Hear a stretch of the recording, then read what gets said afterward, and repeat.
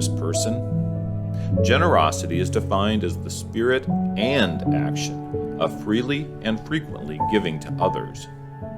During this season of giving, as we contemplate our own pledge to the church for the coming year, we're exploring how we've been called to be generous in our lives of faith. After all, Jesus talked about generosity often in his parables and sermons. Did you know that giving is actually good for you? There's science to back this idea up.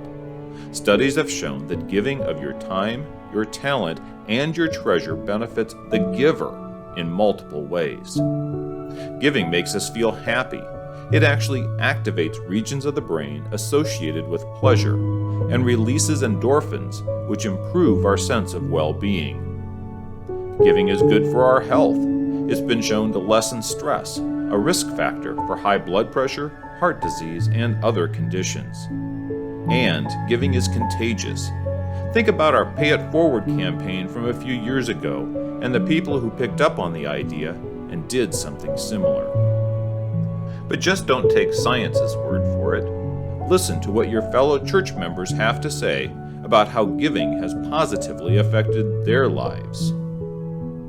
Kirk Ryder says that being generous, whether it be through the giving of his time, money, or expertise, makes him feel happier because he knows he's helping make the world a better place.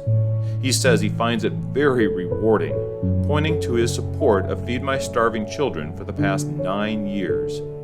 Knowing that he's helped feed countless children and turn their lives around for the better is a feeling of joy that Kirk says can't be matched. Judy Knutson-Neerad knows the same feeling. She says being generous gives her tremendous joy because she knows she's making a difference in someone else's life. Even more than the tangible gift being given, Judy believes it's the love that the person feels that's the real benefit, knowing that someone cares and that they are not alone in their time of need. Even the smallest among us understands this joy. Lonnie McCormick's granddaughter Grace recently gave her a gift of love that warms both their hearts. Grace spent an entire afternoon drawing Lonnie a picture and then cutting it up into little pieces and placing them in a Valentine box. Grace wanted Lonnie to have all those little pieces of her artwork because she knew they would make Grandma happy and show how much she loved her. The box sits on Lonnie's headboard, quietly awaiting the next gift of specialness from Grandma's sweet girl. In economic terms, giving means we have less than what we started with. But science, the Bible, and our fellow church members teach us that when we give to others, we gain. In Acts chapter 20, verse 35, we hear the words of Jesus who said, "It is more blessed to give than receive."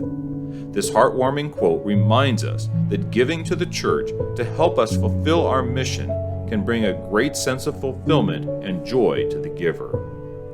The story of Jesus' ministry is filled with examples of generosity. Jesus sets a high standard of giving and caring for others.